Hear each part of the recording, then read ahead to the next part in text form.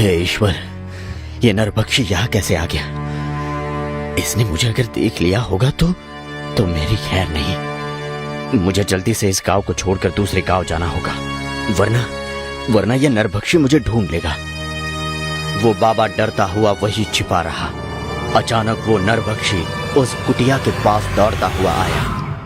उसने कुटिया के आसपास देखा, पर उसे वो बाबा कहीं दिखाई नहीं दिया।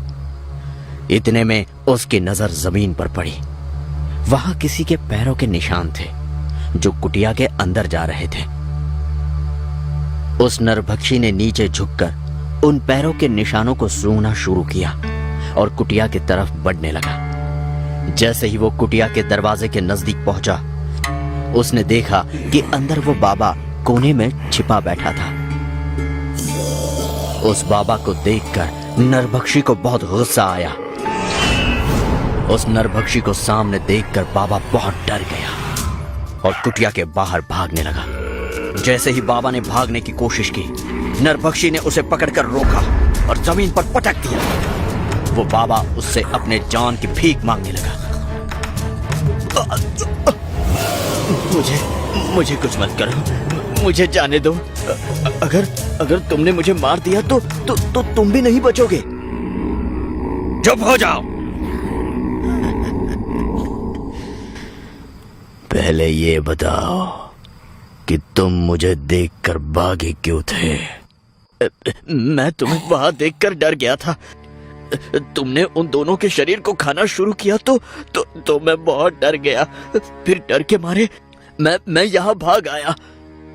झूठ मत बोलो। तुम कब से मुझे देखकर डरने लगे? तुम तो जानते ही हो कि मैं ऐसा ही हूँ।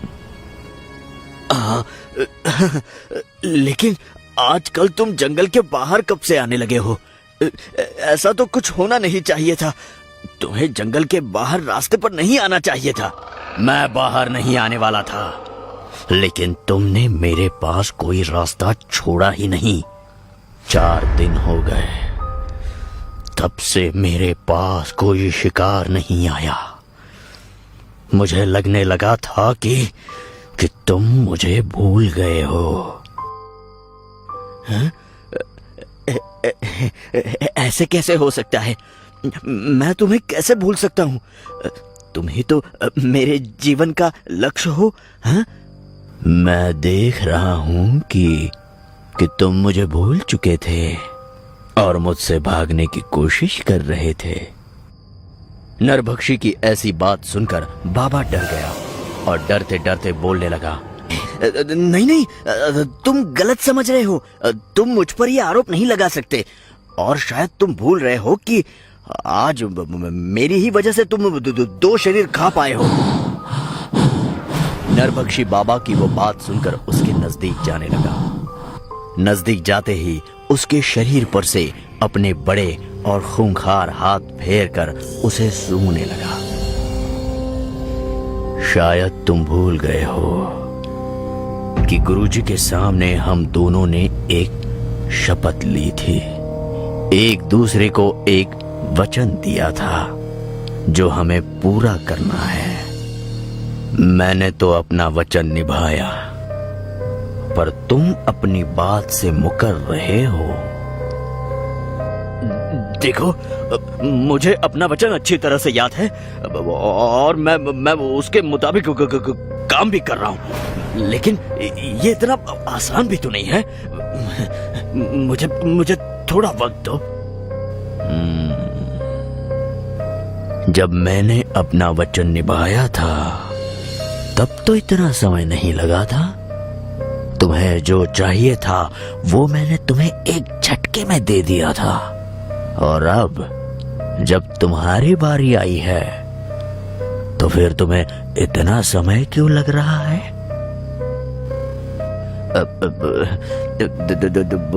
तुम्हारा तरीका अलग है, मेरा तरीका अलग है। बस! मैं कुछ नहीं सुनना चाहता। मेरे पास ज्यादा समय नहीं है। तुम्हें अपना काम जल्दी से करना होगा। अगर तुमने अपना काम करने में देरी की तो मैं तुम्हें अपना शिकार बनाऊंगा।